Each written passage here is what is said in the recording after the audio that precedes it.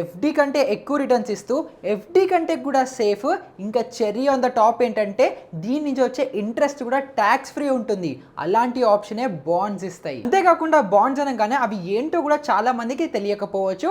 ఒకవేళ తెలిసినా కూడా వాళ్ళు వీళ్ళు ఏదో చెప్పి చాలా కన్‌ఫ్యూజన్‌లో అనేది ఉంటారు. అండ్ అంతేకాకుండా బాండ్స్ ఎఫ్‌డి కంటే ఎక్కువ రిటర్న్స్ ఇంకా ఎక్కువ సేఫ్ అని అంటారు కదా! కానీ అది ఎలాగో అర్థం కాదు.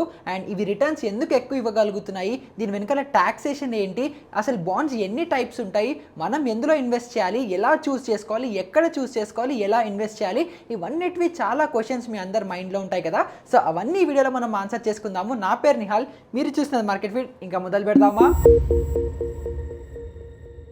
సో ఫస్ట్ అసలు మనము బాండ్స్ అంటే ఏంటో తెలుసుకుందాం. ఈ బాండ్స్ ఎగ్జాక్ట్ డెఫినిషన్ ఏంటి, టెక్నికల్స్ ఏంటి, ఇవన్నీ మీరు గూగుల్లో చేసి నేర్చేసుకోవచ్చు. కానీ ఇక్కడ నా పని ఏంటి, మీకు కాంప్లెక్స్గా అర్థం కానివి చాలా సింపుల్ టర్మ్స్లో నేర్పించడమే. సో ఒక బాండ్స్ ఎలా వర్క్ అవుతాయో ఒక చిన్న ఎగ్జాంపుల్తో చెప్తాను. సో ఒక గవర్నమెంట్ కంపెనీ అవ్వచ్చు, గవర్నమెంట్ అండర్టేకింగ్లో ఉన్న కంపెనీ అవ్వచ్చు, ప్రైవేట్ కంపెనీ అవ్వచ్చు, ఈ 3 సెగ్మెంట్స్లో ఉన్న కంపెనీస్ అవ్వచ్చు, ఎంటర్ప్రైజెస్ అవ్వచ్చు, ఫర్ ఎనీ రీజన్ వాళ్ళకి లోన్ తీసుకోవాలి అనుకోవచ్చు, క్యాపిటల్ని రేస్ చేయాలనుకుంటున్నారు అని అనుకుందాం. సో వీళ్ళకు ఉండే ఆప్షన్స్ ఏంటి, ఒకటేమో IPO through, initial public offering. అంటే ఏంటి, వాళ్ళ కంపెనీలో కొంత షేర్స్ని జనరల్ పబ్లిక్కి రిలీజ్ చేసి, అంటే వాళ్ళ కంపెనీలో వాటాని జనాలకి ఇచ్చి అక్కడి నుంచి ఫండ్స్ అనేది రేస్ చేస్తుంటారు. అండ్ దీనికి వాళ్ళు ఎలాంటి ఇంట్రెస్ట్ పేమెంట్స్ కూడా చేయాల్సిన అవసరం లేదు. సెకండ్ ఆప్షన్ ఏంటి, వీళ్ళు సింపుల్గా డైరెక్ట్గా బ్యాంక్ దగ్గరికి వెళ్ళి బ్యాంక్ దగ్గర నుంచి లోన్ రేస్ చేసుకోవచ్చు. కానీ ఇక్కడ ఉన్న ప్రాబ్లం ఏంటి, వాళ్ళకి బ్యాంక్స్ వాళ్ళు చాలా హై ఇంట్రెస్ట్ రేట్ అనేది ఛార్జ్ చేస్తుంటారు. అండ్ ఇది యూజువలీ అరౌండ్ 10 to 12% ఉంటుంది. సో కంపెనీస్ ఈ హై ఇంట్రెస్ట్ రేట్స్ని అవాయిడ్ చేయడానికి బాండ్స్ అనేవి రిలీజ్ చేస్తూ ఉంటారు. ఈ బాండ్స్ అనేది ఎవరికి, మీరు నేను మనలాంటి జనరల్ పబ్లిక్కి బాండ్స్ అనేది ఇష్యూ చేస్తారు. అండ్ మనం ఆ బాండ్స్ని పర్చేస్ చేసి, అంటే మనం పర్చేస్ చేసినప్పుడు అమౌంట్ కంపెనీస్కి వెళ్తాయి కదా, అలా కంపెనీస్ మన దగ్గర నుంచి లోన్ అనేది తీసుకొని మనకి మంచి ఇంట్రెస్ట్ రేట్ అనేది పే చేస్తారు. అండ్ ఇది యూజువలీ ఎఫ్డీస్ కంటే కూడా 2-3% ఎక్కువ రిటర్న్సే ఇస్తారు. ఇప్పుడు ఇక్కడ ఒక చిన్న లాజిక్ ఉంది, అది అర్థం చేసుకోండి. ఇప్పుడు బ్యాంక్స్ ఏం చేస్తాయి, బ్యాంక్స్ మనం ఏదైతే మన డబ్బుల్ని, మన సేవింగ్స్ అకౌంట్లో అవ్వచ్చు, ఎఫ్డీస్లో ఏవైతే మనం ఇన్వెస్ట్ చేస్తామో అవే వాళ్ళు మనకి 4%, 5%, 6% ఇలా మనకి ఇంట్రెస్ట్ రేట్ ఇచ్చి, వాళ్ళు ఏం చేస్తారు, పెద్ద పెద్ద కంపెనీస్ అవ్వచ్చు, ఇండివిజువల్స్ కావచ్చు, వాళ్ళు లోన్ ఇచ్చినప్పుడు 12-15% లేదా 10-12% అలా ఆ రేంజ్లో వాళ్ళకి ఇంట్రెస్ట్ రేట్స్ అనేవి ఛార్జ్ చేస్తారు.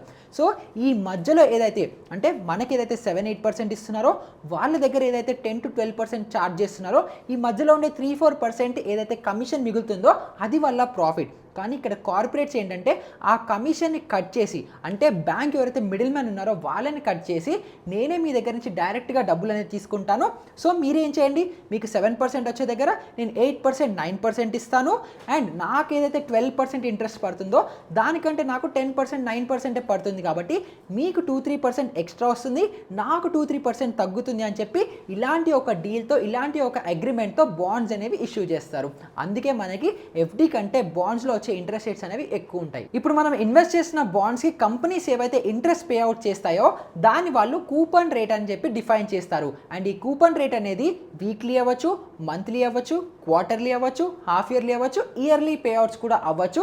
సో మనం ఏదైనా బాండ్ని చూస్ చేసుకునేటప్పుడు వాళ్ళ కూపన్ పే అవుట్స్ ఎప్పుడెప్పుడు అవుతున్నాయని కూడా మనం చెక్ అనేది చేసుకోవాలి. అండ్ ఇప్పుడు మనం ఎవరికైనా సరే లోన్ ఇచ్చేటప్పుడు మనం ఏం అడుగుతాము, ఒక సింపుల్ క్వశ్చన్ ఏంటి, మీకు లోన్ ఎంత కావాలి, టోటల్ క్యాపిటల్ ఎంత, మీకు టోటల్ లోన్ అమౌంట్ ఎంత అని అడుగుతాం కదా.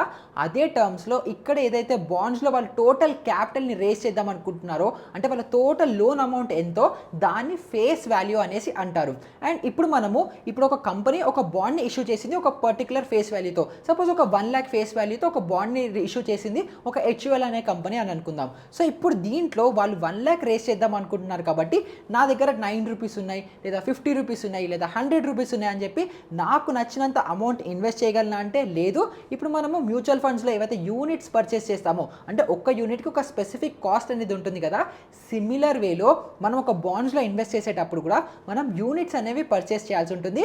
అండ్ ఈ ప్రతి యూనిట్కి ఒక ఫిక్స్డ్ కాస్ట్ అనేది ఉంటుంది. సో ఆ ఒక్క యూనిట్ కాస్ట్ ఎంతైతే ఉందో మనం మినిమం అంత ఇన్వెస్ట్మెంట్ అనేది కంపల్సరీ చేయాలి. ఇప్పుడు మనం ఎవరికైనా అప్పు ఇచ్చేటప్పుడు వాళ్ళకి టోటల్ అప్పు ఎంత కావాలి, అంటే ఈ కేసులో ఫేస్ వాల్యూ ఎంత కావాలి అని మనకి తెలిసిపోయిన తర్వాత నెక్స్ట్ అడిగే క్వశ్చన్ ఏంటి, ఈ అప్పు మీకు ఎన్ని రోజులకి కావాలి అని అడుగుతాం కదా, దాన్నే టెన్యూర్ అనేసి అంటారు. అంటే 1 month కోసం కావాలా, 1 day కోసం కావాలా, 1 ఇయర్ కోసం కావాలా, 10 ఇయర్స్ కోసం కావాలా, ఎంత డ్యూరేషన్ కోసం కావాలి అంటారు అని అడుగుతాం కదా, దాన్నే ఇక్కడ టెన్యూర్ అనేసి అంటారు. అండ్ మన ప్రిన్సిపల్ అమౌంట్, సపోజ్ వాళ్ళు 1 lakh రేస్ చేస్తున్నారు, మనం 10,000 ఇన్వెస్ట్ చేసాము. సో మనం ఇన్వెస్ట్ చేసిన మన ప్రిన్సిపల్ అమౌంట్ మనకి ఏ డేట్న వెనక్కి వస్తుంది అని చెప్పి రిడమ్షన్ డేట్ ద్వారా మనకి తెలుస్తుంది. అంటే మనం 10,000 ఇన్వెస్ట్ చేస్తే ఆ 10,000 10 ఇయర్స్ కోసం వాళ్ళు కనుక హోల్డ్ చేసి పెట్టుకుంటే అది 10 ఇయర్స్ టెన్యూర్కి, అండ్ ఒక స్పెసిఫిక్ డేట్న మన క్యాపిటల్ మనకి రిటర్న్ వస్తుంది కదా, అదేమో రిడమ్షన్ డేట్. అండ్ ఇందాక నేను టెన్యూర్లో చెప్పినట్టే ఇప్పుడు మనకి ఎఫ్డీస్ ఏవైతే ఉంటాయో అవి ఫిక్స్డ్ ఎఫ్డీస్ ఉంటాయి కదా, 3 year FD, 5 year FD, 10 year FD అని. అలానే బాండ్స్లో కూడా ఎఫ్డీస్కి ఒక టెన్యూర్, ఫిక్స్డ్ టెన్యూర్ అనేది ఉంటుంది. 3 years అవ్వచ్చు, 5 years అవ్వచ్చు, 10 years అవ్వచ్చు. సో మనం ఏదైనా బాండ్ని ఇన్వెస్ట్ చేసామనుకుంటే ఆ టైం వరకు హోల్డ్ చేయగలుగుతాము అని కాన్ఫిడెన్స్ ఉంటేనే ఆ బాండ్స్ తీసుకోవడం బెటర్ ఆప్షన్. సో ఇప్పుడు మనం ఈ face value, coupon rate, tenure, redemption date ఇవన్నీ తెలుసుకొని ఒక 10 year బాండ్లో 10,000 రూపీస్ ఇన్వెస్ట్ చేసాము అనేసి అనుకుందాం ఎగ్జాంపుల్కి. కానీ 10 years లోపలే నాకు ఏదో అవసరం పడింది, నాకు మళ్ళీ నా డబ్బులు వెనక్కి కావాలి అనుకుంటే ఏం చేయొచ్చు? ఏదైనా ఆప్షన్ ఉందా? లేదా 10 years అలాగే హోల్డ్ చేసి లాక్ అయిపోయాను అనుకుంటే ఒక సెకండరీ ఆప్షన్ ఉంది. అది ఏంటంటే సెకండరీ మార్కెట్లో మన బాండ్స్ని మనం సెల్ అనేది చేయొచ్చు. కానీ అది అన్నిటికంటే బెస్ట్ ఆప్షన్ ఎందుకు కాదు అని అనుకుంటే సెకండరీ మార్కెట్లో లిక్విడిటీ చాలా తక్కువ ఉంటుంది. అంటే మీ దగ్గర బాండ్ ఉంది కానీ అవతల ఇంకొక బయ్యర్ ఉండాలి కదా, ఎందుకంటే మీరు మీ బాండ్ని ఇంకొకరికి అమ్మాలి అనుకుంటే అవతల సైడ్ ఒక బయ్యర్ ఉండాలి. కాబట్టి ఇలా లిక్విడిటీ ఇష్యూస్ వచ్చి బయ్యర్స్ ఎక్కువ లేకపోవడం వల్ల బాండ్ మార్కెట్లో చాలా తక్కువగా సెకండరీ మార్కెట్ సేల్స్ అనేవి జరుగుతూ ఉంటాయి. సో మీరు ఒకవేళ బాండ్లో ఇన్వెస్ట్ చేస్తున్నారు అనుకుంటే మీరు ఆ 10 year వరకు హోల్డ్ చేస్తాము అని కాన్ఫిడెన్స్ ఉంటే తప్ప బాండ్స్లో ఇన్వెస్ట్ చేయకపోవడమే మంచిది. సెకండరీ మార్కెట్ గురించి ఎలాగో టాపిక్ వచ్చేసింది కాబట్టి ఇక్కడ మీరు ఇంకొక ఇంపార్టెంట్ కాన్సెప్ట్ తెలుసుకోవాలి, అది ఈల్డ్ టు మెచ్యూరిటీ. సో ఈ ఈల్డ్ టు మెచ్యూరిటీని సింపుల్ టర్మ్స్లో అర్థం చేసుకోవాలనుకుంటే సపోజ్ బాండ్ ఇష్యూ చేశారు అనుకుందాం. బాండ్ ఇష్యూ చేసిన డేట్లానే మీరు ఒక సర్టన్ అమౌంట్ని ఇన్వెస్ట్ చేశారు, ఒక సర్టన్ కూపన్ రేట్ అనేది ఫిక్స్డ్ ఉంటుంది. అండ్ మీరు రిడమ్షన్ డేట్ వరకు ఉంటే మీకు సింపుల్గా మీ ఏదైతే ఇన్వెస్ట్మెంట్ ఉందో దాని మీద ఎంతైతే కూపన్ రేట్ ఫిక్స్డ్ అయి ఉందో దాని మీద ఇంట్రెస్ట్ అనేది ఎర్న్ చేస్తారు. ఇది చాలా స్ట్రైట్ ఫార్వర్డ్. కానీ అలా కాకుండా సపోజ్ ఎవరైనా ఒక 10 year బాండ్ తీసుకొని దాన్ని వాళ్ళు 3rd year, 4th year for any reason వాళ్ళకి క్యాపిటల్ అయ్యుండి దాన్ని వాళ్ళు సెకండరీ మార్కెట్లో ఇంకొక ఫ్రెష్ బయర్కి అమ్మేస్తే ఆ బయర్ ఎవరైతే 3rd year, 4th yearలో బై చేస్తారో అక్కడి నుంచి వాళ్ళ కూపన్ రేట్కి ఎవరైతే వాళ్ళు ఇన్వెస్ట్ చేశారో ఆ ఇన్వెస్ట్మెంట్ అమౌంట్ మీద వాళ్ళు ఏదైతే డిఫైన్డ్ కూపన్ రేట్ ఉందో దాని తర్వాత రిడమ్షన్ డేట్కి వాళ్ళు ఎంతైతే నెట్ ప్రాఫిట్ లాస్ చేసుకుంటారో అది ఈ ఈల్డ్ టు మెచ్యూరిటీ ద్వారా తెలుస్తుంది. సో ఈ సెకండరీ మార్కెట్ నుంచి ఎవరైతే ఫ్రెష్గా బయర్ వస్తారో వాళ్ళకి 3 scenarios ఉంటాయి. ఒకటేమో సేమ్ ఫేస్ వాల్యూకి బాండ్స్ పర్చేస్ చేయడం, లేదా ఎక్కువకి పర్చేస్ చేయొచ్చు, లేదా తక్కువకి పర్చేస్ చేయొచ్చు. అంటే సపోజ్ ఒక కంపెనీ 1 lakhకి ఫేస్ వాల్యూ తీసుకొచ్చింది అని అనుకుంటే నెక్స్ట్ ఇయర్ ఈ బాండ్కి కనుక డిమాండ్ ఎక్కువ ఉంటే 1 lakh బదులు 1,10,000, 1,20,000కి పర్చేస్ చేయాల్సి ఉంటుంది. అదే ఒకవేళ ఆ బాండ్కి డిమాండ్ పడిపోతే అంటే 1 lakh కంటే 90,000 అవ్వచ్చు, 80,000 ఫేస్ వాల్యూ ఉంటే అప్పుడు వాళ్ళు అంత అమౌంట్లోకే ఇన్వెస్ట్ చేస్తే సరిపోతుంది. కానీ ఈ 3 సినారియోస్లో కూపన్ రేట్ ఏదైతే ఉంటుందో అది మాత్రం ఫిక్స్డ్ ఉంటుంది. ఫర్ ఎగ్జాంపుల్ ఒకవేళ 1 lakh కంపెనీ ఫేస్ వాల్యూకి 10% కూపన్ రేట్ ఇస్తారు పర్ ఇయర్ అని అనుకుంటే 1 lakhకి 10,000 ఇయర్లీ పే అవుట్ చేస్తుందని కంపెనీ ఫిక్స్ చేసేసింది. సో ఈ కూపన్ రేట్ ఏదైతే 10,000 ఉందో ఇది ఇంకా ఫేస్ వాల్యూతో సంబంధం లేదు. సెకండరీ మార్కెట్లో ఈ ఫేస్ వాల్యూ పెరుగుతుందా తగ్గుతుందా సంబంధం లేదు. కంపెనీ ఎవరైతే బాండ్స్ పర్చేస్ చేశారో వాళ్ళకి 10% చొప్పున 10,000 రూపీస్ వాళ్ళకి ఇచ్చేస్తుంది పే అవుట్. సో ఇది వీళ్ళు 1,20,000 దగ్గర పర్చేస్ చేసినా 80,000 దగ్గర పర్చేస్ చేసిన face value up and down అవ్వడం వల్ల సంబంధం లేదు. ఈ వీళ్ళు పే అవుట్ చేసే 10,000 ఏదైతే ఉందో అది మాత్రం ఇంట్రెస్ట్ అలానే పే అవుట్ చేసేస్తారు. సో ఎవరైతే సెకండరీ మార్కెట్లో ఫ్రెష్ బయర్ ఉంటారో వాళ్ళు కనుక 1,20,000 ఫేస్ వాల్యూ మీద బాండ్స్ పర్చేస్ చేస్తే వాళ్ళకి నెట్ రిటర్న్స్ కూపన్ రేట్ 10% అయినప్పటికీ కూడా అరౌండ్ 8% రిటర్న్స్ అనేవి వస్తాయి. అండ్ సిమిలర్ వేలో ఫేస్ వాల్యూ 1 lakh ఉన్నప్పటికీ వీళ్ళకి 80,000 తక్కువలో దొరికింది కాబట్టి వీళ్ళకి స్టిల్ పే అవుట్ అనేది 10% కూపన్ రేట్ మీద 10,000 వస్తుంది కాబట్టి వీళ్ళ నెట్ రిటర్న్స్ వచ్చేసి 12% వస్తుంది. సో ఈ విధంగా ఎవరైతే సెకండరీ మార్కెట్లో బయ్యర్ కొత్త ఫ్రెష్ బయ్యర్ ఉంటారో వాళ్ళకి ఒక్కొక్కసారి కూపన్ రేట్ సేమ్ ఉన్నప్పటికీ కూడా ఇంట్రెస్ట్ రేట్ ఎక్కువ అవ్వచ్చు, తక్కువ అవ్వచ్చు, లేదా సేమ్ అనేది ఉండొచ్చు. కానీ మోస్ట్ ఆఫ్ ద కేసెస్లో ఇలా డిస్కౌంటెడ్ ఫేస్ వాల్యూలో దొరకడం చాలా కష్టము. మ్యాక్సిమం టైమ్స్ ప్రీమియమే దొరుకుతుంది. సో మీరు ఒకవేళ బాండ్స్లో ఇన్వెస్ట్ చేస్తున్నారనుకుంటే డైరెక్ట్గా ఇన్వెస్ట్ చేయడమే one of the best options.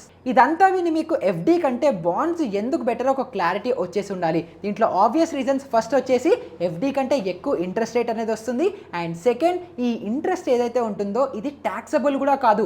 అంటే మనకి ఎఫ్డి మీద మనకు వచ్చే ఇంట్రెస్ట్కి ట్యాక్స్ కట్టుకోవాలి.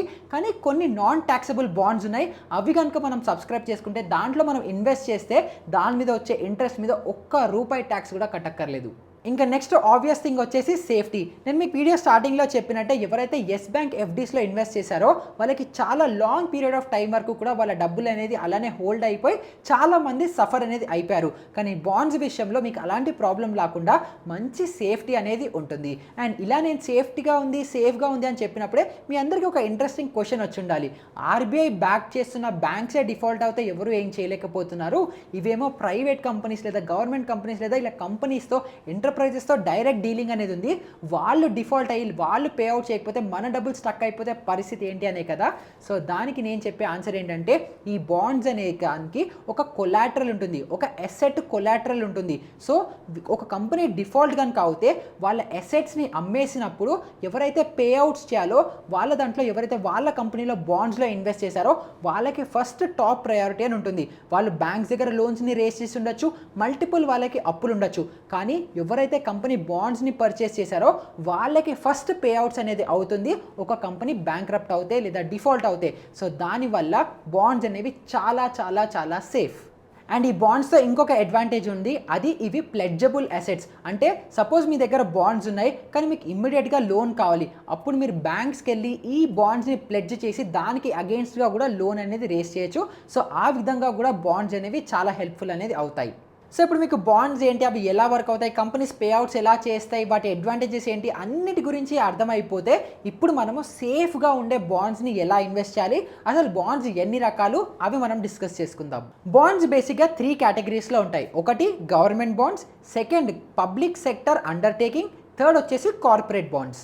దీంట్లో ఫస్ట్ వచ్చేసి గవర్నమెంట్ బాండ్స్. ఇవి అన్నిటికంటే సేఫ్, అన్నిటికంటే సెక్యూర్డ్. ఎందుకంటే ఈ బాండ్స్ అనేవి సెంట్రల్ గవర్నమెంట్ అవ్వచ్చు, స్టేట్ గవర్నమెంట్ అవ్వచ్చు ఇష్యూ చేసే బాండ్స్. అండ్ దీంట్లో నమ్మకం ఏంటంటే ఏది ఏమైనా సరే గవర్నమెంట్ డిఫాల్ట్ అవ్వదు, ఏది ఏమైనా సరే గవర్నమెంట్ మన ఇంట్రెస్ట్ పే అవుట్స్ అవ్వచ్చు లేదా మన ప్రిన్సిపల్ అమౌంట్ అవ్వచ్చు మనకి వెనక్కి తిరిగి ఇచ్చేస్తారు అన్న నమ్మకం.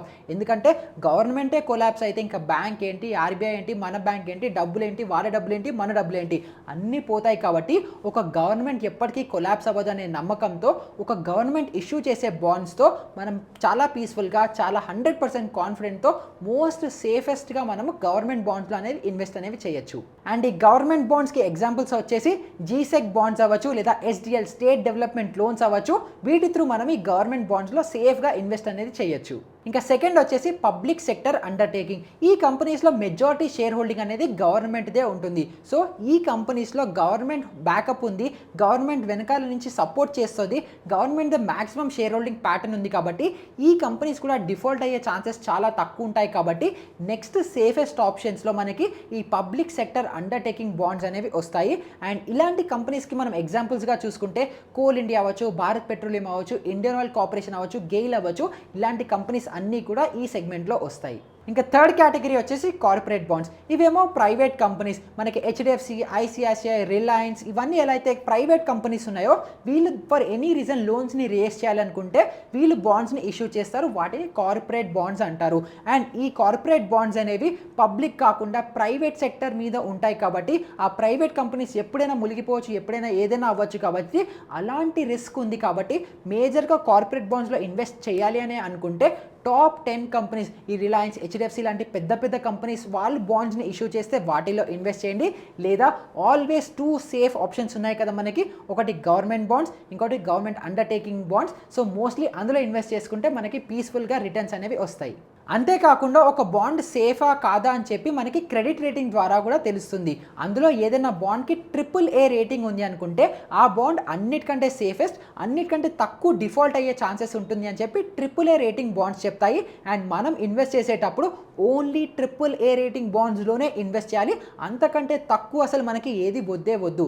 సో అదే కాకుండా మీకు AA రేటింగ్ అని చెప్పి, A అని చెప్పి, BBB, BB, BE, CCC అని చెప్పి అలా తగ్గుతూ వస్తుంది. కానీ మీరు కనుక బాండ్స్లో ఇన్వెస్ట్ చేస్తున్నారు అనుకుంటే ఓన్లీ AAA బాండ్స్లో మాత్రమే ఇన్వెస్ట్ చేయండి. అండ్ ఈ బాండ్స్లో మీరు ఇన్వెస్ట్ చేయాలి అని అనుకుంటే జెరోదా లాంటి బ్రోకర్స్తో డైరెక్ట్గా ఇన్వెస్ట్ అనేది చేయొచ్చు, లేదా గోల్డెన్ పీ అవ్వచ్చు, వింట్వెల్త్ లాంటి థర్డ్ పార్టీ ప్లాట్ఫామ్స్లో కూడా మీరు ఈ బాండ్స్లో చూసుకోవచ్చు ఎన్ని బాండ్స్ ఓపెన్ ఉన్నాయి, ఏ సెక్టర్ బాండ్స్ ఓపెన్ ఉన్నాయి, వాటి క్రెడిట్ రేటింగ్ ఏంటి, అన్ని డీటెయిల్స్ మీరు క్లియర్గా తెలుసుకొని ప్రాపర్ రీసెర్చ్ చేసి ఇన్వెస్ట్ అనేది చేయండి. అండ్ ఇప్పుడు నేను మెన్షన్ చేసిన ప్లాట్ఫామ్స్ ఏవైతే ఉన్నారో, అగ్రిగేటర్స్ ఎవరైతే ఉన్నారో వీళ్ళు కూడా ఎవరు నాకు డబ్బులు పే చేయలేదు, ఇది ఒక ప్రమోషన్ కాదు, కాబట్టి మీరు ఏ ప్లాట్ఫామ్ని చూస్ చేసుకుంటున్నారని చెప్పి ప్రాపర్గా థరోగా రీసెర్చ్ అనేది చేసుకొని తర్వాత ఈ బాండ్స్లో అనేది ఇన్వెస్ట్ చేయండి. సో ఇప్పుడు ఈ వీడియోలో మీరు ఎఫ్డి కంటే సేఫ్గా ఎక్కువ రిటర్న్స్ ఎలా సంపాదించాలని ఒక బాండ్స్ కాన్సెప్ట్ గురించి మొత్తం తెలుసుకున్నారు కదా. సిమిలర్ వేలో మీరు ఫ్యూచర్లో రిటైర్మెంట్ కోసం ఎందులో ఇన్వెస్ట్ చేయాలి అనుకుంటే ఈ ఎన్పిఎస్ కార్డ్ మీద ప్రెస్ చేయండి. అండ్ అదే విధంగా బెస్ట్ లాంగ్ టర్మ్ ఇన్వెస్ట్మెంట్స్ కోసము ఈ కార్డ్ మీద ప్రెస్ చేయండి.